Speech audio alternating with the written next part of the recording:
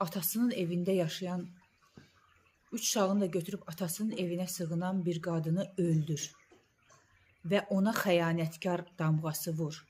Onu öldürdüyün bıçağı götür, qanlı bıçağı video çək. Sonra intihar anonsu ver. Bu normal, sağlam psixikanın əməli ola bilər. Siz o videoya baxdınız. Orada siz normal adam görürsünüz. Bu gənc bir qadındır. 3 uşaq anasıdır. 3 övladının anasını öldürən bir kişi haqqında nə demək olar? Və bu gənc bir qadındır. Yəni bunun 9 ay hər uşaqdan bir hamiləlik dövrü. Sonra bu uşaqları dünyaya gətir. Sonra gecələr bu uşaqların qulluğunda dur. Bunu yedizdir, içizdir, bunu oyala, bunu yatızdır. Bu ağlayır səhərə qədər, bunun başının üstündə dayan. Bu qadın nə vaxt sənə xəyanət eləməyə zaman tapdı ki, sən onu bu qədər ağır ittiham eləyirsən və onun həyatına qəsd eləyirsən. Bütün beynəlxalq hüquqda, insan hüquqlarında, bütün insan hüquqları konvensiyalarında, konstitusiyalarda insanın yaşamaq haqqı onun təməl haqqıdır. Kimsənin insanın yaşamaq haqqını əlindən almaq hüququ yoxdur qanunla, beynəlxalq qanunla yoxdur, beynəlxalq hüquqla yoxdur. İnsanın ləyaqətini alçaltmaq hüququ yoxdur. Sən bu qızın həm ləyaqətini alçalt, sən bu qıza şərə at, sən bu qızın həyatına qəsd elə, sən onun 3 evladını, mən onun deyirəm artıq, çünki öz evladı olsaydı, özünün evladı kimi hiss eləsəydi, heç vaxt o evladının anasını öldürməzdi. O qədər kişi var ki,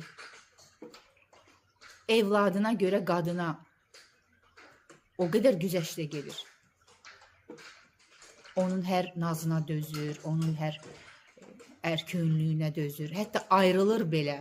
Hətta olur ki, qadın daha çox günahkardır, yola gedə bilmir, deyingəndir, filandır, pisdir xasiyyəti, hər şey ola bilər. Yəni, qadın da süddən çıxmış ağ qaşıq deyil hər qadın. Bunu demək istəmirik. Amma ayrılandan sonra belə o qadının elə nazını oynayır, onun hər dediyi ki, uşaqlarımın anasıdır. Evladlarıma baxır, evladımı böyüdür. Sən necə 3 dənə balavı böyüdən bu qadının gecəsi güncü 3 uşağa baxmaq bilirsiniz nə deməkdir. Və o adamlar xəyanət edib deyib bu videonu paylaşan insanlar, siz 3 evlad, 3 insan böyütmək nə deməkdir bilirsiniz? Siz təsəvvür edirsiniz. Bugün biri şərh yazıb ki, xəyanət eləyibsə düz eləyib öldürüb, boşanılacaq, gedib aliment alacaq, kef eləyəcək. Ya mən bilməm bu insanlar hansı hissələri ilə düşünürlər və bu şərhləri yazırlar. O aliment nə puldur? Söhbət nədən gedir? 1000 manatlardan, 100 minlərdən, milyonlardan. O pulla necə kef eləmək olar? 3 uşağın xərcini ümumiyyətlə çatdırmaq mümkün deyil. Bir uşağın xərci, mənim bir evladım var, xərcini çatdıra bilmirəm. Hansı alimentlə kef eləyə bilər ki bir qadın 3 evladla? Siz nə düşünürsünüz? Yəni, hardan düşünürsünüz? Hansı hissənizdən? Bədəninizin hansı mövqeyindən, hansı koordinasiyadan siz yazırsınız bunları? Bu absurd deyil, bilirsiniz, bunun adı yoxdur. Mən buna söz tapmıram deməyə. Və bir adam əlində bıçaq, qanlı bıçaq, adam öldürüb, özü də intihar edəcəyini deyir, video çəkib və qadını şərləyir. Siz də bunu paylaşırsınız. Paylaşanları nəzərdə. Bu təhrikdir. Bu tətikləməkdir. Bu o cür potensial qatilləri bu işə cəlb etməkdir. Bəli, örnək göstərməkdir ki, belə eləyin. Bilirsiniz yəni. Çünki o adama qəhrəman yazanlar da var. Qeyrətli oğlan 3 evladının anasını öldürərmi? O 3 evladın onun içində qız da var. Qeyrətini kim çəkəcək? Necə böyüyəcək? Harada? Kimin ümidinə qoydu? Burada qeyrət yada düşmür. 3 balam qapılarda böyüyəcək, başqaları baxacaq. Qeyrət yada düşmür. Demək ki, nədir? Demək ki, ata deyilmiş. Demək ki, nədir? Demək ki, ər deyilmiş. Xəyanət eləyibsə belə, bu adama eləyərlər. İkincisi də mən qətiyyən inanmıram. həyat yoldaşlarını öldürən kişilərin 99% onu şərləyirdir ki, xəyanət eləyib ona görə. Çünki niyə? Çünki fikirləşir ki, ictimai bəraət almalıyam axı, kişi kimi görünməliyəm, qeyrətli oğlan olmalıyam ki, mənə qatil yox, qeyrətli adam desinlər. Ona görə qadını şərləyir. Ölmüş qadın da özünü müdafiə edə bilmir deyə və Azərbaycanda da öldürülən evladının, bacısının, nə bilim, doğmasının tərəfini tutan, açıb bir canlı yayın, hər şeyi ortaya sərən, o qadını müdafiə edən ailələr olmadıqları üçün bu qadınlar belə ləkələnir və bu kişilər də olur qəhrəman, mərd oğlan. Nə vaxta qədər biz susacağıq? Nə vaxta qədər bu zorakılığa məruz qalan ailələr susacaq? Öz evladlarının, qızlarının, bacılarının tərəfini tutmayacaqlar. Hər şeyi açıb ortaya qoymayacaqlar.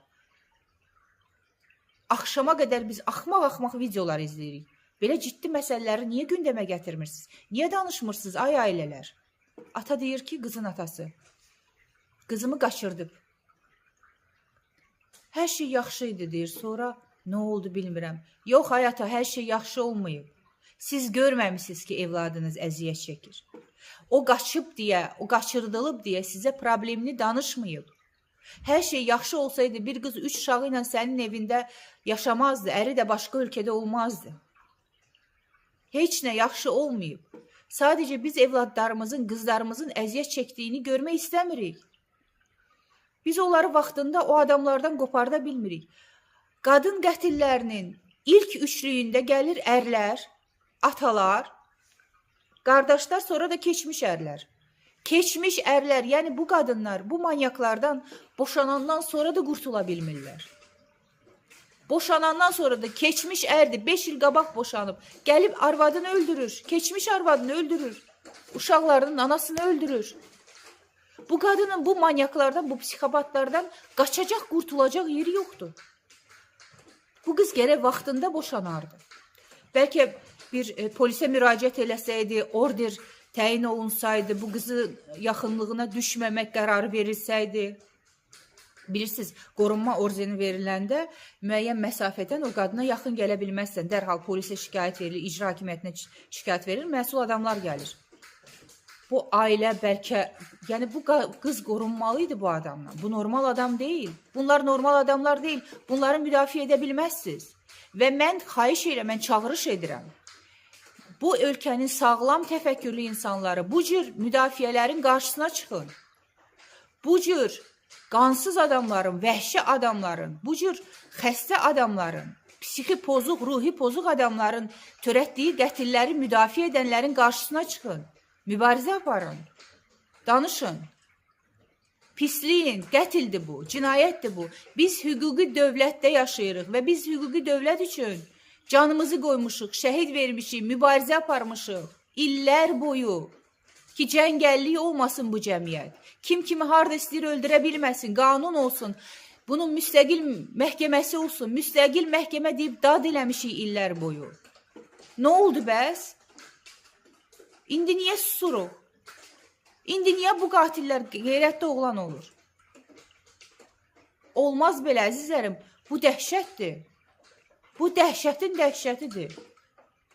Gecə yatmamışam mən stressdən. Bu 1 deyil, bu 2 deyil, bu 5 deyil, bu 15 deyil. Hər gün biz bir qadının əri tərəfindən, keçmiş əri tərəfindən öldürüldüyü xəbərini oxuyuruq. Qadın soyqırımıdır bu. Bunun qarşısına keçmək lazımdır. Bu ölkənin ağıllı başlı, normal, sağlam, hüququ bilən, qanunu bilən kişiləri danışın. Həmcinslərinizi qınayın. Qanunun sərtləşməsini tələb edək. Məişət zorakılığı haqqında, məişət zorakılığının qarşısının alınması haqqında Azərbaycan Respublikasının qanunu var. Bu qanunun kriminallaşdırılması gərəkdir. Qazaxstanda İniş il bunu kriminallaşdırdılar. Çünki orada bir hadisə olmuşdu, ər-arvadını öldürmüşdü. Saltanat adında qızı. Bütün Qazaxstan qalxdı ayağa, qızın qardaşı müdafiə elədi. Oğlan qıza nə şər atdısa qardaş dedi, yox yox, sən mənim bacımın qanının bədəlini ödəməlisən. Bacıma şər atmaqla deyil, mənim bacımı öldürmüsən sən. Vəssalam, məsələ burada bitir. və dirəndi, 3 vəkil tutdu, bütün cəmiyyəti ayağa qaldırdı, hər gün canlı yayınlar elədi və nail oldu ki, Qazaxstanda məişət zorakılığının qarşısının alınması haqqında qanun kriminallaşdı. Bu nə deməkdir? Bu o deməkdir ki, məişət zorakılığı artıq kriminal hadisədir.